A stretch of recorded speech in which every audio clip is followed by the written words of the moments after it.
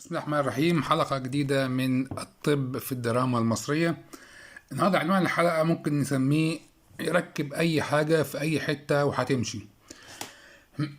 النهاردة يعني هنجيب 6 صور من 6 مسلسلات أو أفلام يعني أو حاجات درامية في مصر يعني. كلها يعني تفتقر إلى المهنية وتفتقر إلى أي حاجة في الدنيا.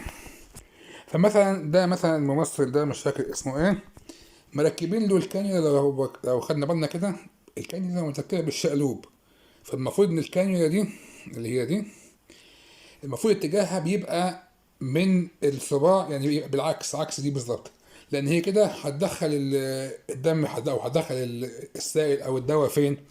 الوريد بيمشي بالعكس ناحيه القلب، بيجي من الايد لجوه ناحيه الدراع ثم الى القلب. هو كده ماشي بالعكس الاتجاه. فيعني هل هو مركب مثلا طب هو مش مركب حاجه، هو حاططها حط كده ولازقها، بس هو كده يعني الكانية راكبه عنده بالشقلوب تماما. وده طبعا شيء مش منطقي، يعني مفيش حاجه في الدنيا بيركب الكانية ده بالشكل ده وما تركبش اصلا مقلوبه. اللي بعديها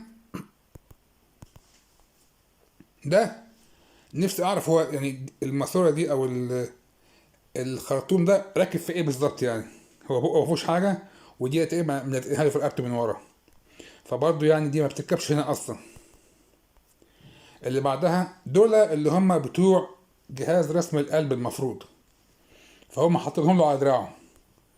دول بيتحطوا هم في رسم القلب، بيبقى فيه 10 قطع يعني بيركبوا، 6 منهم بيحطوا على الصدر اللي هم الستة دول اللي هم حاطينهم هنا على دراعه، وفي 4 بيحطوا على الايدين والرجلين، لأنه بيقيس جهاز رسم القلب بيقيس كهربية القلب من 12 زاوية مختلفة عن بعض عن طريق هذه العشر ليدات أو العشر وصلات. لكن دول بيركبوا أصلا في الصدر، ما بيركبوش على الدراع. فبرضه ده يعني ما خدوش بربع يعني ب 10 جنيه استشاره طبيه من اي حد.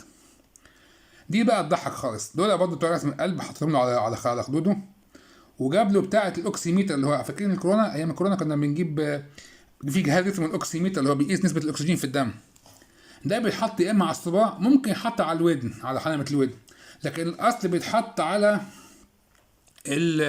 على الصباع. هنا حاطينه في مناخيره.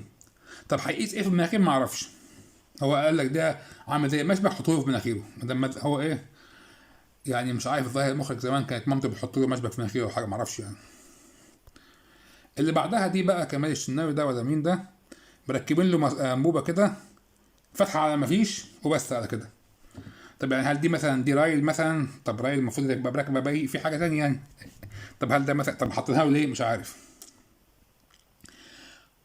اللي بعدها دي برضو دي بقى تضحك خالص. ده منظار، المفروض ان ده جهاز منظار، فحاطط المنظار على عين العيانه. طب ليه؟ هيشوف ايه من فوق جوه عين العيانه بالمنظار بتاعه؟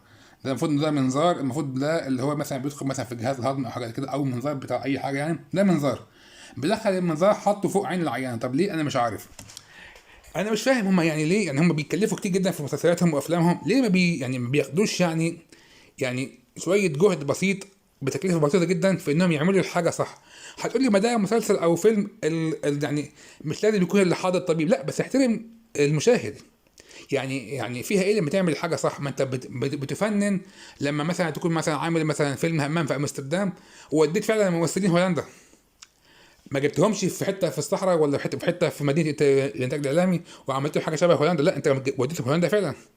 فلما بتعمل حاجه، لما بتعمل مثلا فيلم مش عارف ايه في افريقيا، بتودي ممثلين افريقيا فعلا، فانت بتكلف.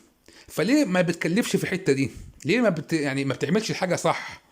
احترم ان في مشاهدين، في اطباء، في مشاهدين مرضى مثلا كانوا يتعرضوا لحاجات زي كده.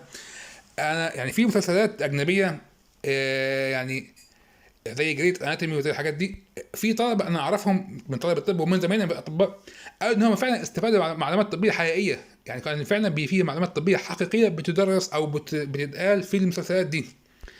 فليه احنا لما نيجي نعمل حاجه ما بنهتمش قوي بالفينشنج او بالحاجات اللي هي البسيطه دي؟ ان دي مش محتاجه اكتر من ان اسال دكتور او اسال حد متخصص الحاجات دي بتتركب ازاي، بتتعمل ازاي.